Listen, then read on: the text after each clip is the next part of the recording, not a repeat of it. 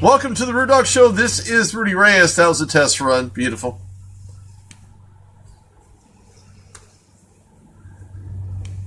No intro music. You're probably wondering why. This is Rudy Reyes on the Rude Dog Show. Good afternoon, everyone. Thank you for tuning in and letting me bend your ear for an hour. If you haven't done so, shame on you, naughty, naughty. Download the WBLZ Sports app now on Google Play, or you can find that on iTunes, or you can simply go to the front page of the RudeDogShow.com and click whatever works for your listening pleasure. Yes, I said your pleasure. Today is no exception to that rule, as we find pleasure getting into the NFL. I know you're probably talking, you know what? Maybe this isn't quite working out to my advantage. Maybe the types of things I was looking for heading into the 2017 NFL draft, maybe it wasn't what you wanted it to be. Maybe you were looking for a little bit more spice, maybe a little spicy mustard to your hot dog, or sometimes the mustard comes off the hot dog. Either way, thank you for tuning in. This is Rudy Reyes on the Rude Dog Show at WBLZSports.com.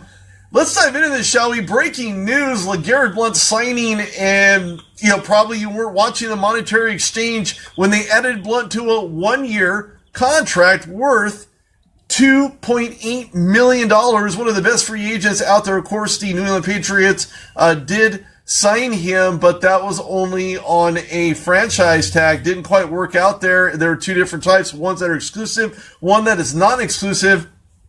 And clearly, the Eagles wanted to land somewhere and land a big running back, especially on third down conversions where they have failed miserably despite the play action when Carson Wentz throwing it to the end zone and maybe a Jordan Matthews. But at the end of the day, this will be very interesting to see what he does when they stick him in a third down situation. He's going to run the ball. Could you put him in an option, run pass situation? You stick him on the outside, maybe a dual tight end set behind two tight ends. And the Eagles are filled with offense right now. Of course, they did a few years ago with Chip Kelly, but now they're looking very, very good with Doug Peterson at the helm.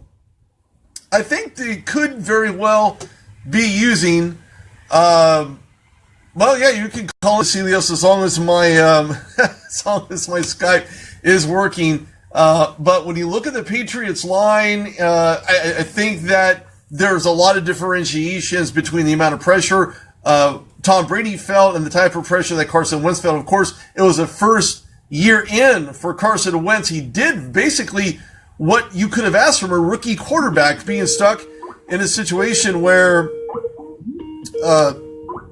he looks good, and he did act the way he needed to. He definitely put in the miles that he needed to. Welcome to the Rude Dog Show. This is Rudy Reyes. Hello.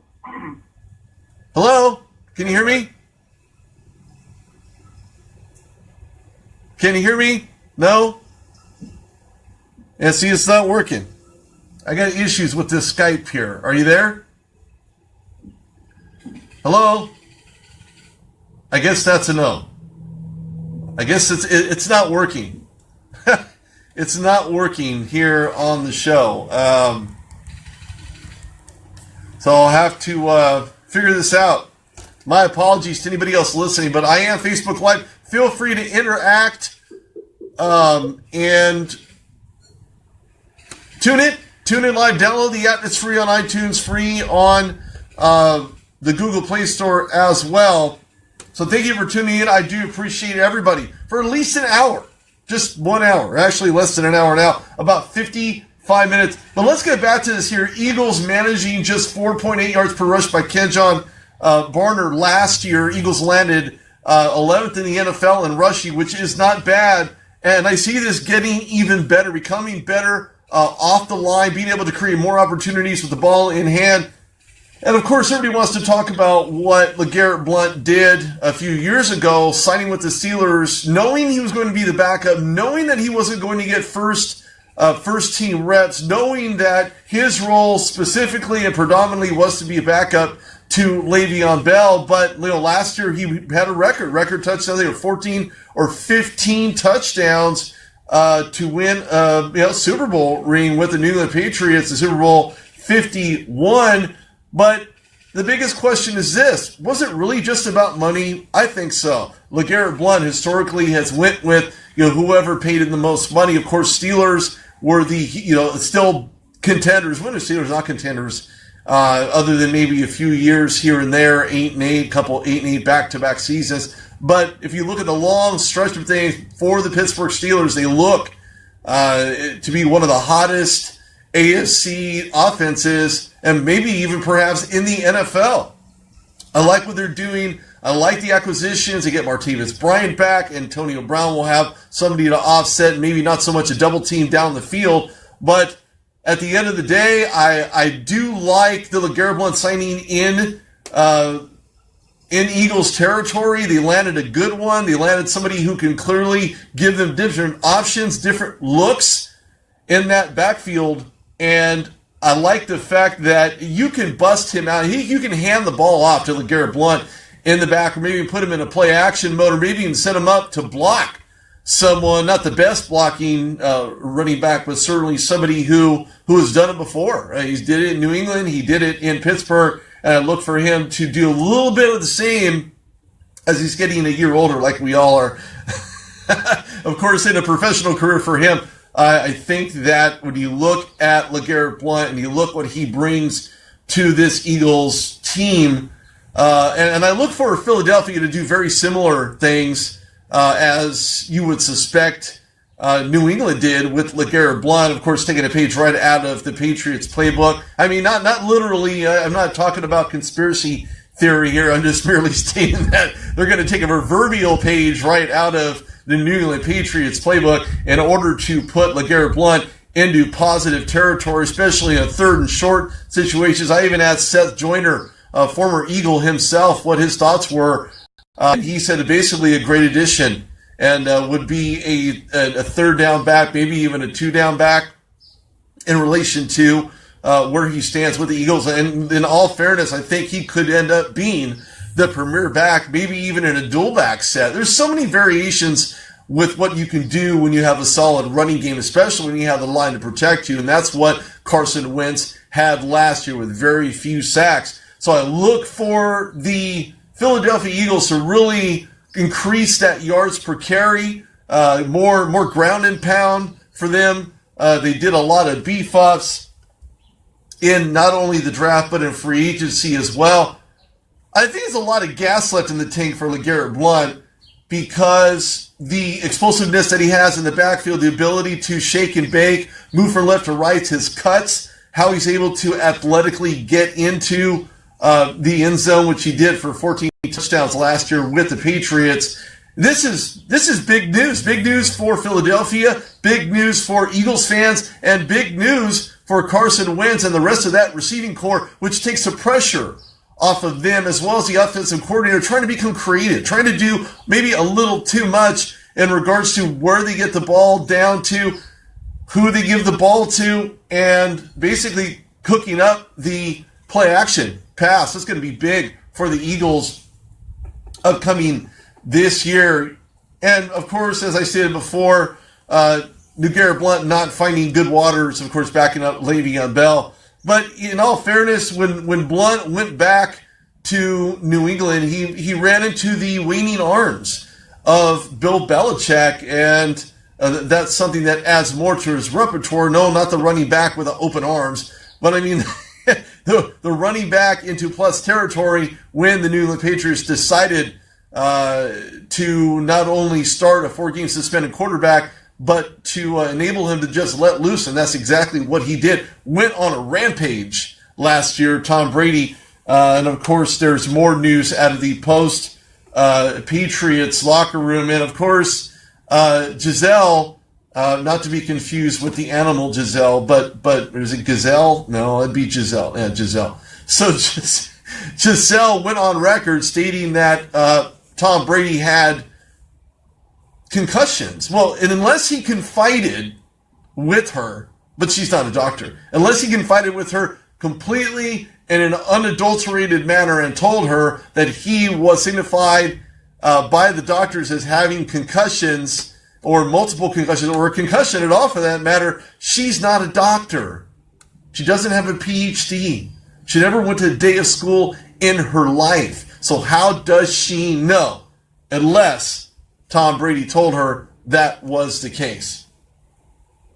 albeit for me to call it like it is, but that's exactly what it is. So she has no reason, and again, unless there's more proof and more conversation behind this than some would like to admit, Tom Brady could have had more concussions, could not have.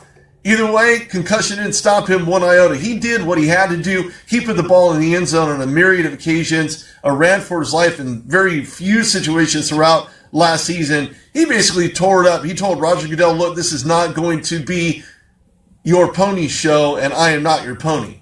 And he went out and really stuck it to Roger Goodell and stuck it to anybody else who thought that he should have received a lifetime ban. Maybe even a season-long ban. And in all fairness, 4 games for Tom Brady, if you want to go on the other side of that, stating that Tom Brady should have been suspended for the whole season, I agree. I totally agree. Suspending him for an entire season because of what they said was alleged, the fact that he threw a perfectly good phone away for no reason whatsoever, is that not confusing? Does that not ruffle your feathers? And I know Murphy would have something to say about this. Thanks for tuning in, Murph. I appreciate it. I know you'll go back to listen to this segment. Anyway, thank you everybody for tuning in. This is Rudy Reyes on the Rude Dog Show. And look, if you want to buy an experience, not just tickets, anybody can go buy paper. You can go to your local Office Depot or what have you. You can pick up some paper. But you're not really buying anything but paper. But when you go to SeatGiant.com, you're buying the experience along with the tickets, not just tickets themselves. Go to SeatGiant.com. Proud partner of the Rude Dog Show. If you want dance, you want rock, you want NFL, NCAA, you want it, they have it. SeatGiant.com. Hashtag. If you use Rude Dog at the end of your transaction, you get a little something off of it. I don't know how much necessarily, but I do know that you get a little bit of something off on it. So just using code RUDOG when you check out SeatGiant.com, not just tickets, but an experience.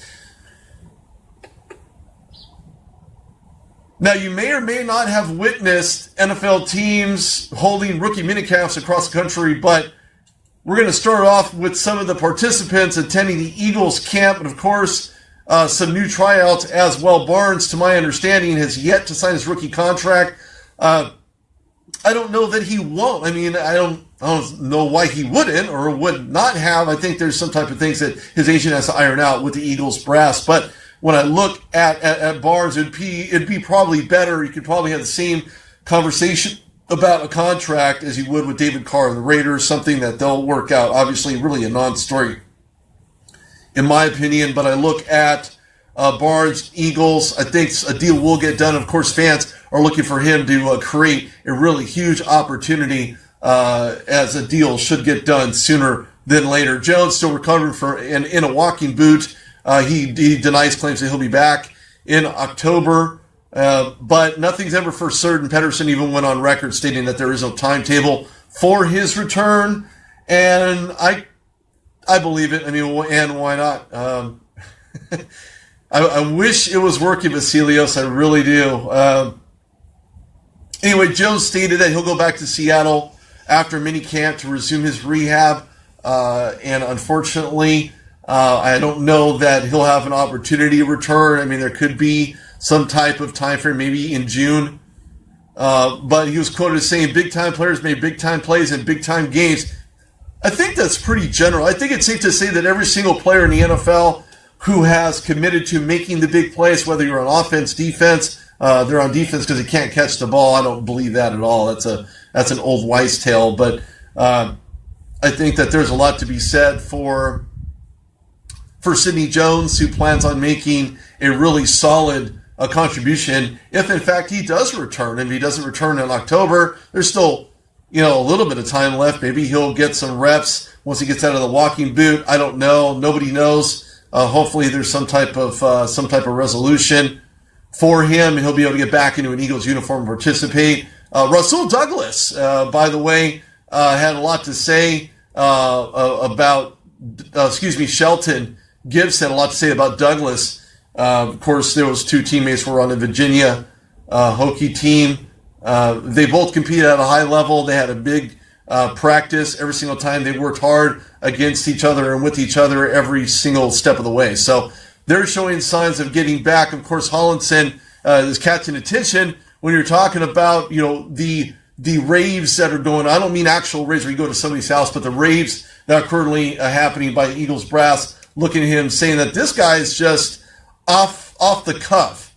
That'd be the only way that I can actually explain that. But I look at their one of their best draft picks, I think in recent memory for them, is Donnell Pumphrey, who entered training camp at 176 pounds. So at least that was a rumor. He ended up turning into 180, 185, someone that John Ray probably needs to put a little bit more on to be a little bit more effective in his position. Shelton Gibson to actually earn a really good review.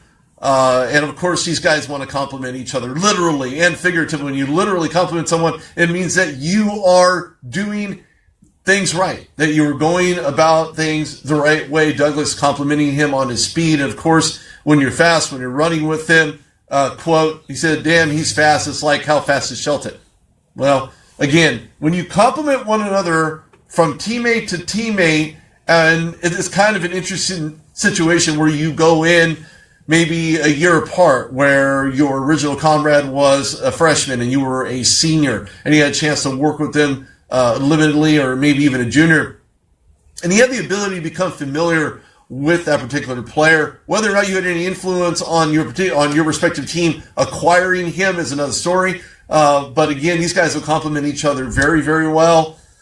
And what's really interesting is that sometimes if you've played dual positions in college, I've interviewed a lot of guys, and the conversation is, "Well, yeah, I used to play offense. Now I'm a cornerback," and you'll find a lot of those stories in the NFL. But it's still very interesting to know that these guys hold a certain amount of athleticism, enabling them to play on both sides of the ball. It's not very uncommon anymore. As a matter of fact, it's a very common thread. Nathan Gary translated out from the linebacker position, and clearly, when you add a couple pounds here and there, you're certainly getting somebody who can fill voids on the offensive side of the ball as well. And nobody wants to talk about this, or maybe somebody had seen him. Elijah Qualls, anybody seen him? I haven't seen him. No one's seen him. He's probably the most stealthiest 6-foot guy out there. 300-pounder plus to hit the scale. There was no mention of him at all coming out of minicamp. No tweets, no nothing. And then, in all fairness, a lot of these guys want to exit training camp very silent, yet possess the skills, the mindset, and the capability of becoming the best that they can be in their position, regardless of what it is. And I think as time goes on, he'll get the interviews, he'll get the conversation. There'll be a lot involved in where he is on a personal standpoint, on an athletic standpoint, a mentality standpoint, how he hopes to contribute, and what his experiences are thus far, if anybody wants to interview him exiting training camp, rookie minicamp. And of course, there are some conversations. Clement weighed in 225 pounds.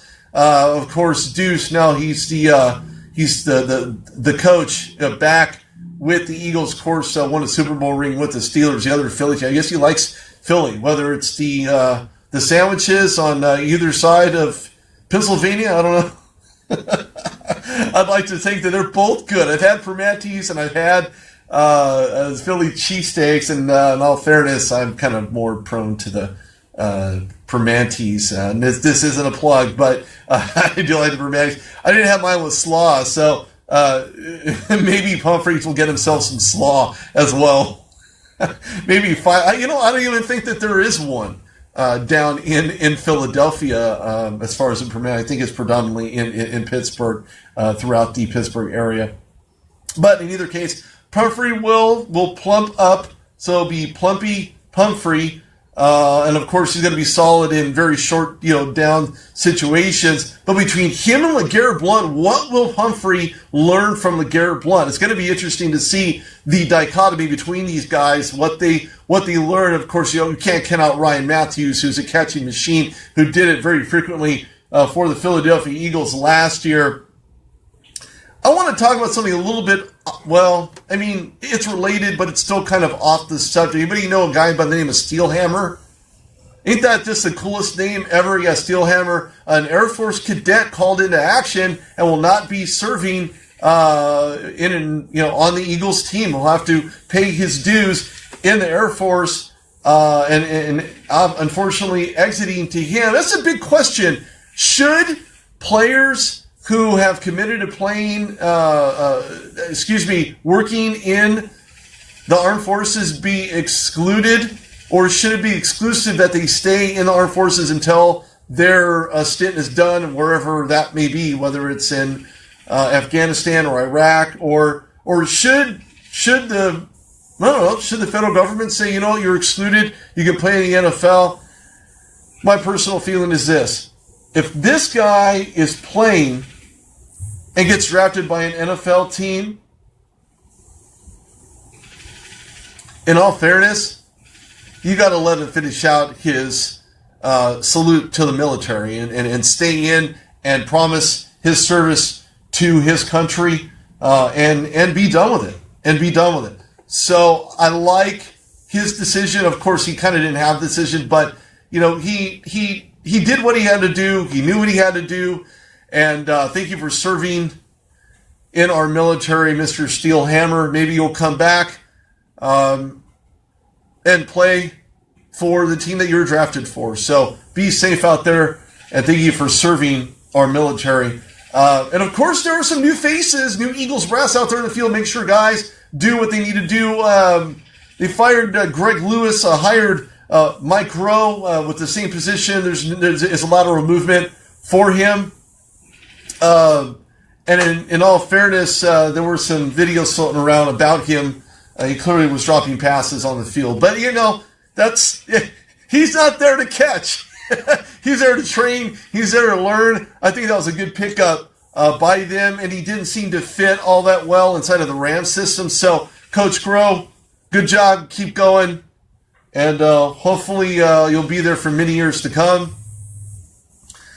And with the Eagles finding space in the backfield, adding LeGarrette Blount, I think that was the best signing for them, non-draft conversation.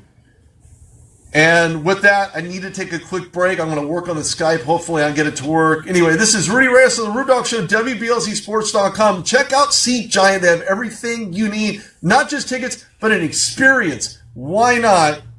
Why not? SeatGiant.com. They have everything you need, from Disney on Ice, skating, NFL, NHL, and of course, and unfortunately for some of you Duck fans out there, the Ducks were pheasant under glass as they lost to the Nashville Predators yesterday. Anyway, not getting into NHL, but I just thought I'd drop that note there. Sorry, Larry, in advance. This is Rudy Reyes on the Rude Dog Show on WBLZSports.com, where, well, we have balls.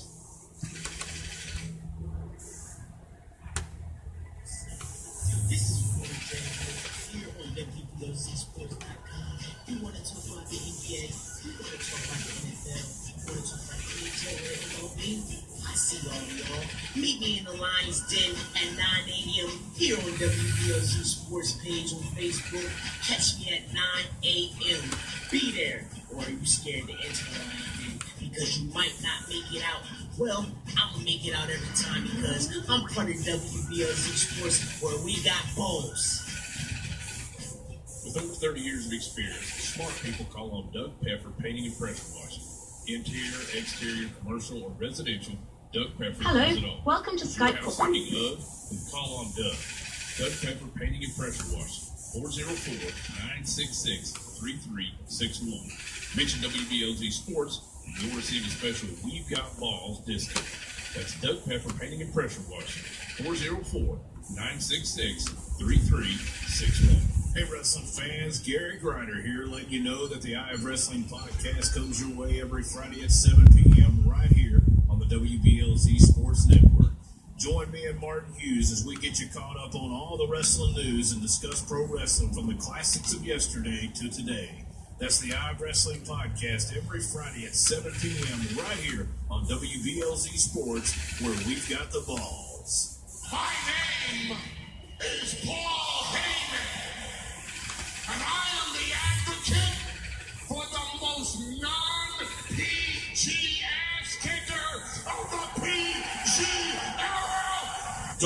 WBLZ Sports. We've got balls. Whether it be your industrial, commercial, or residential needs, Gen Service is the electrical contractor for you.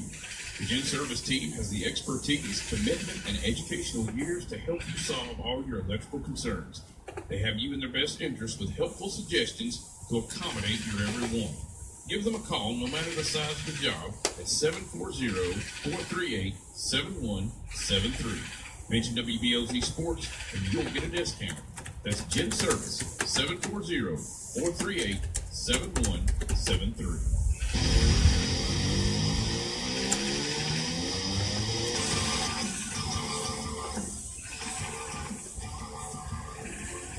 That was too quick. Gosh, the commercials go by so fast like lightning. Anyway, welcome back to the Rude Dog Show. This is Rudy Reyes, and if you've been trying to call in, I've been trying to get this Skype working. I don't want any dead audio in here, so I'm not going to perform a test call, but you can try to call back in. I don't know how it's going to work, but you're more than welcome to try it. Anyway, welcome back to the Rude Dog Show. Make sure you've downloaded the app, because I'm going to have another half hour of the Rude Dog Show here on WBLZsports.com. We're talking about rookie minicamps. I left off talking about the Eagles and where they stand with the solid acquisition of LeGarrette Blount with a huge over $1.4 million, I think it was, for a one-year deal. Not bad for a guy who still has plenty of gas left in the tank. And, of course, with rookie minicamps coming, obviously he won't have to participate in those unless he wants to.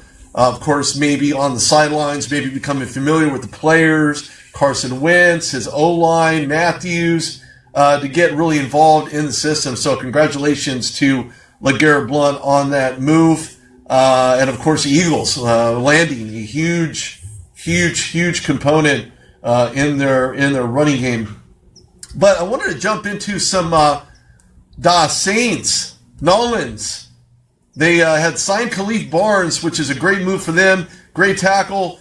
Trey Edmonds, Clay Harbor, Drew Iddings, Josh Laribas, wide receiver, Ahmad Fullwood, Anthony Gator, Andrew Lauderdale, and Clint Van Horn, and released Keogh, of course, following the rookie minicamp. So it's unfortunate for Keogh. But at the end of the day, it is a business. This is the NFL, and that's just the way it is. So it is a business. If you don't produce, if there's something that they like or they don't like, you'll certainly know about it. And of course, Mickey Loomis, one of the better general managers / vice presidents out there in the NFL, making the moves as he needed to. Barnes, 6'6", 320. He's an 11-year vet. Played with Jacksonville. Played with the Raiders, appeared in well over 100 games. So this guy looks to be absolutely solid for being able to keep their prized possession, Drew Brees, upright in that Saints backfield. I'm really shocked they didn't go after more defensive players. I didn't hear anything about any outstanding rookie corners, or I don't know. I mean, don't get me wrong, the New Orleans Saints certainly rank up there, one of the better franchises in the NFL, of course, to play for. I had Roy LaFrance on the show. Nobody really knows about him. Go look him up. He's going to be a solid corner, given an opportunity to play, of course. But going back to what they did do versus what they didn't do, when we talking about the connection between Edmonds at 6'2", 223.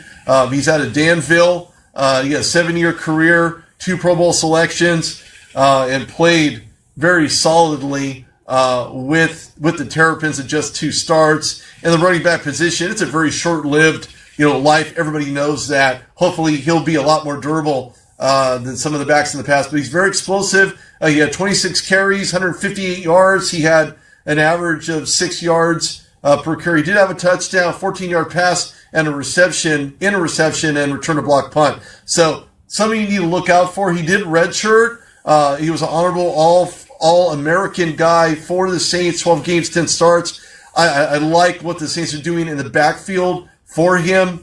and for Drew Brees, again, part of the play action. You have to give your quarterbacks weaponry here. You can't allow them to rest the world on their shoulders. Of course, Drew Brees last year had to score 41 points just to stay competitive because of how young his secondary was. Nothing was clicking. Nothing was working. And when it was in short yardage situations. That doesn't sit well. I mean, if you can't stop the ball from being passed on you downfield by any team, and you got serious problems in the backfield. So, again, I did not see any. I guess they're relying on what they have. They're relying on guys like LaFrance to make a start and to play. And, of course, I wish LaFrance the best, and I hope he does get the opportunity to start. Of course, that will all happen through training camp. When that happens for the Saints, everybody will know and hopefully try to get Mr. LaFrance back on, and we can talk about that at that point. Harbor 6'3", 240.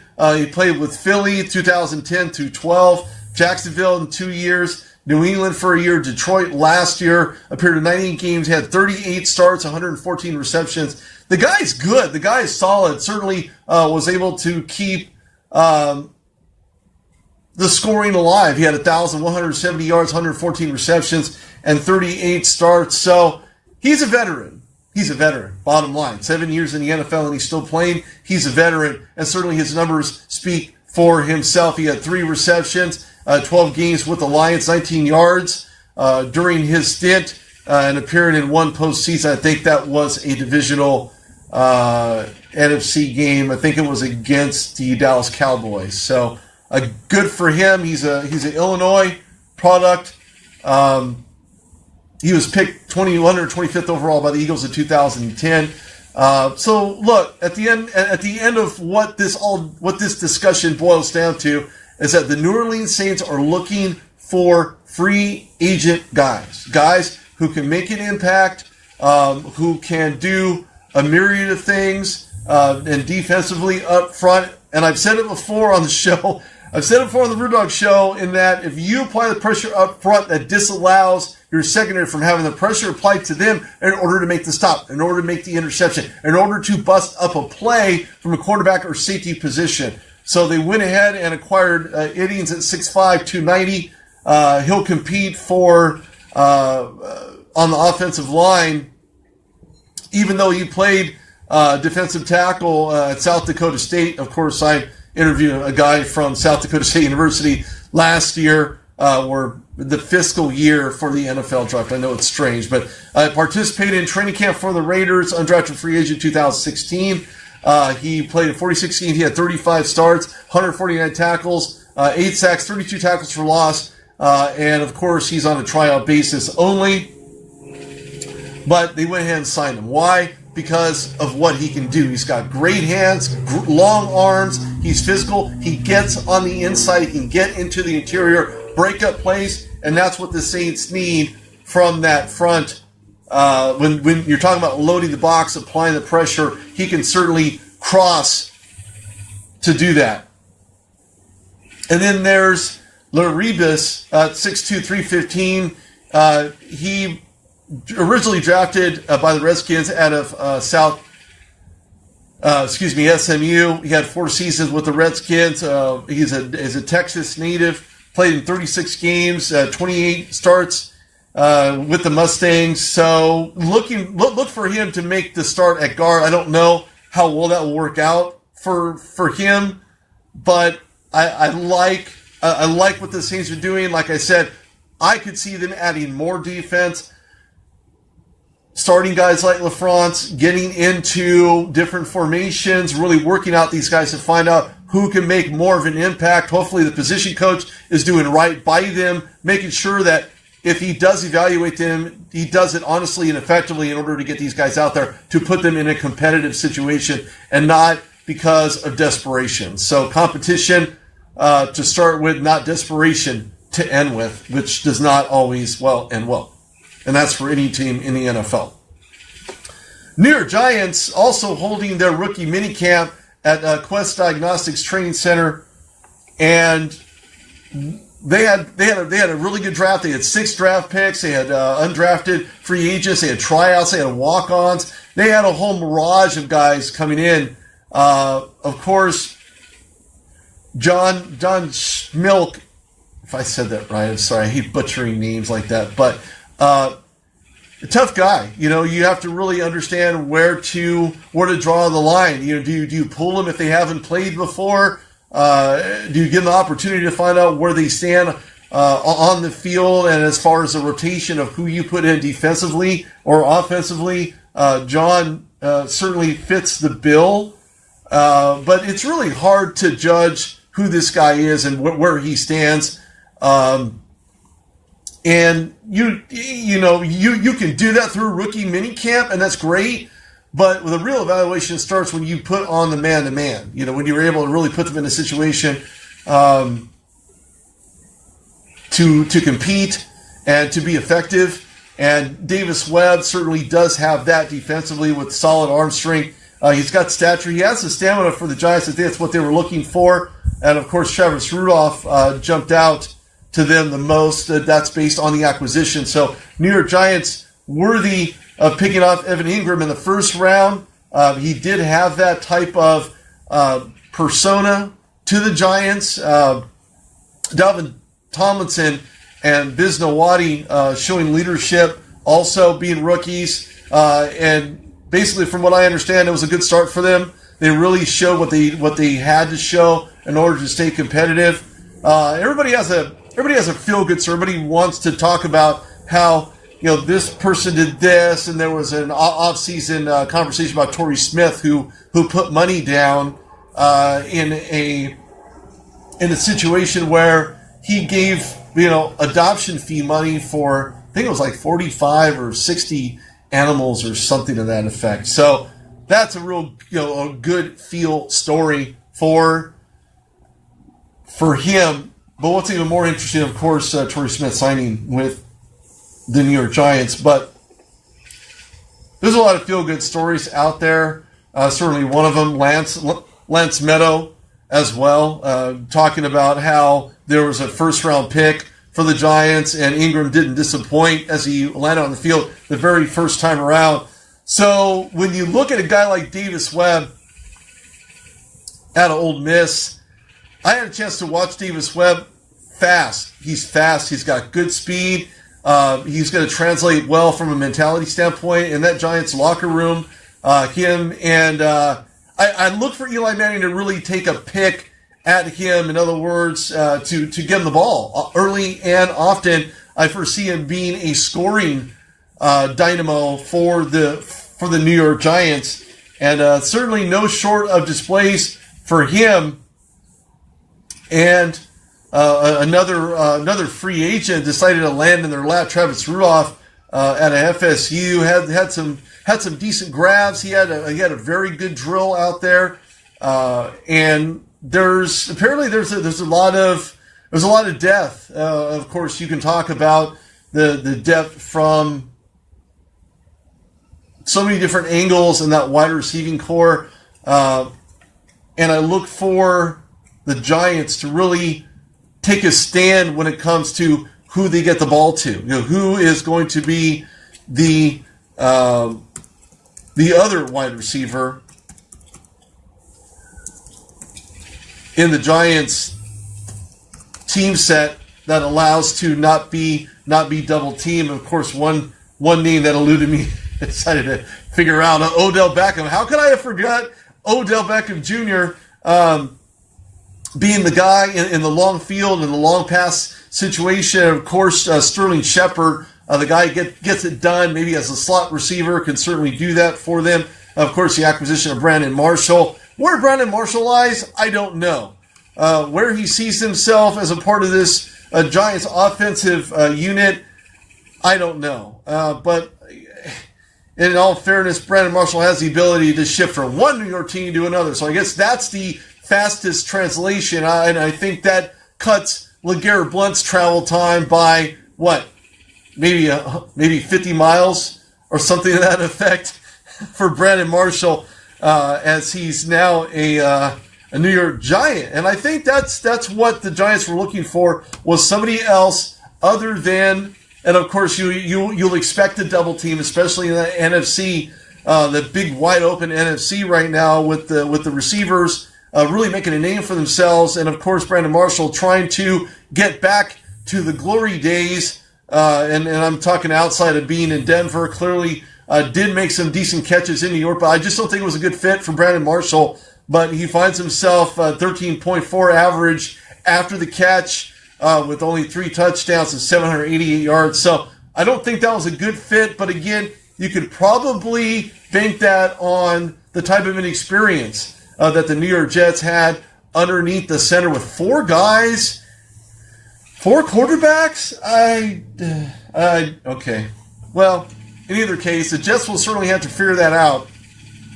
And Brandon Marshall has done a lot of great things for all the teams that he played on. Of course, Dolphins, Bears. He's been around. He's been around the league. I don't know that he'll be a good fit with the New York Giants either. I know fans are probably hoping, and maybe there'll be some jersey sales, or maybe you'll see Jets fans. I don't know. Would anybody wear a Jets jersey with Marshall's name on it because you can't afford a New York Giants jersey with Marshall's name on it? I don't think so. I think you'll end up going in your closet and finding a jersey that actually works for you.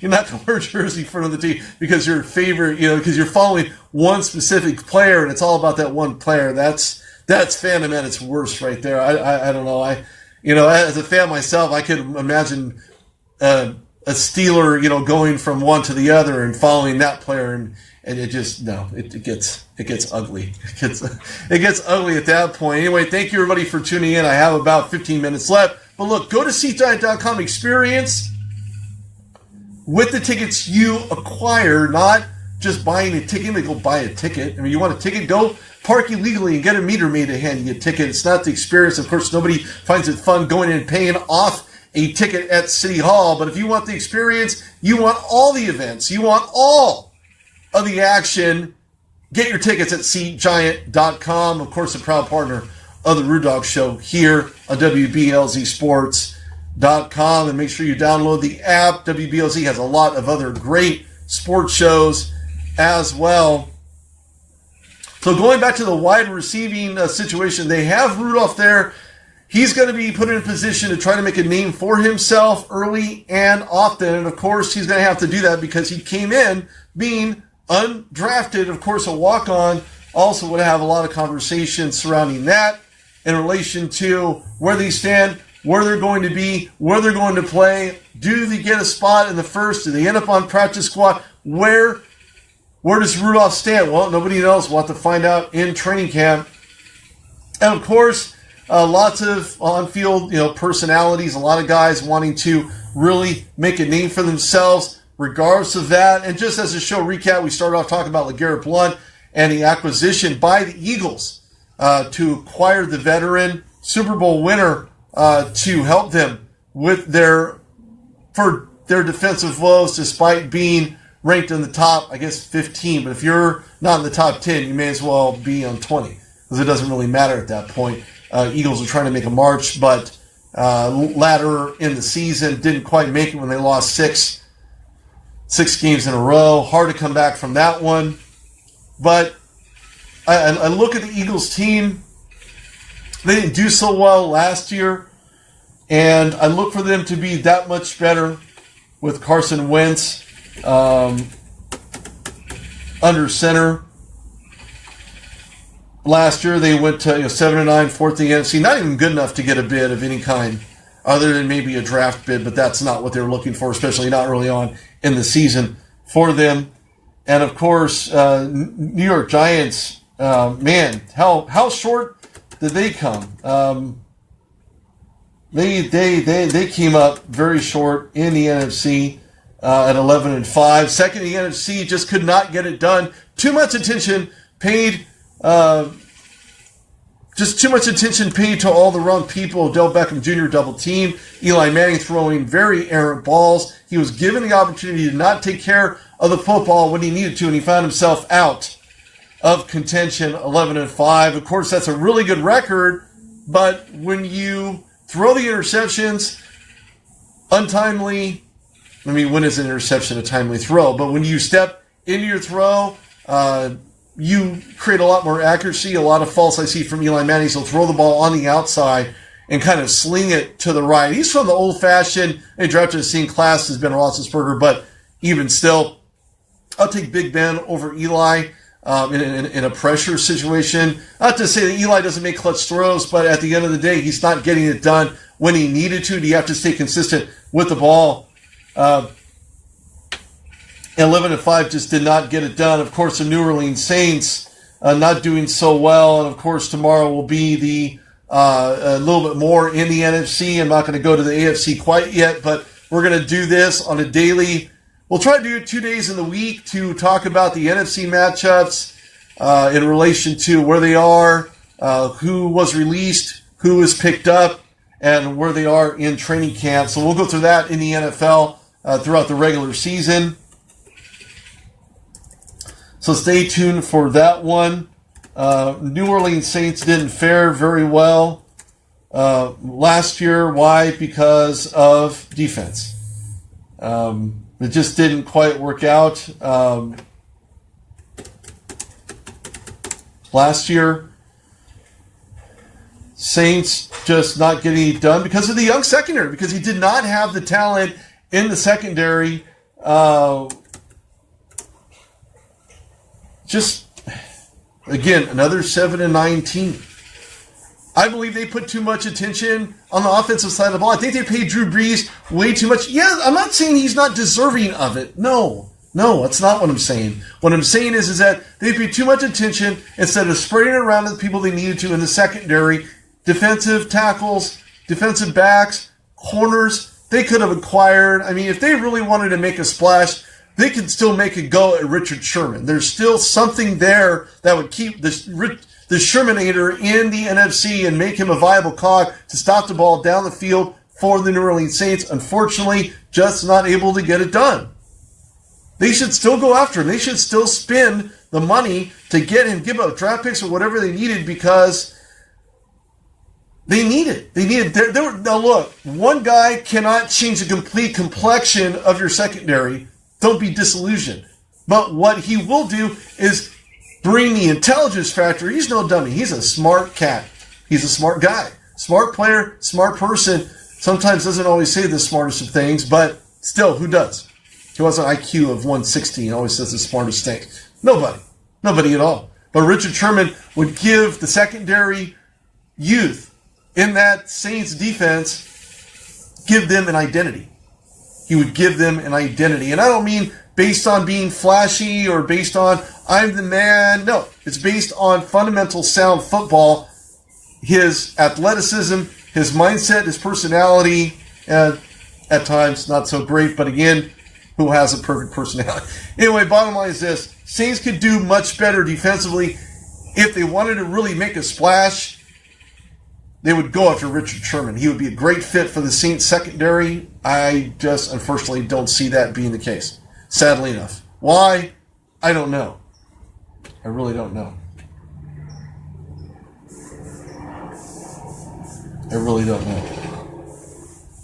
But in either case, the NFL has announced all the workout program dates. You can go to their website to check it out, but I'll give you a quick rundown.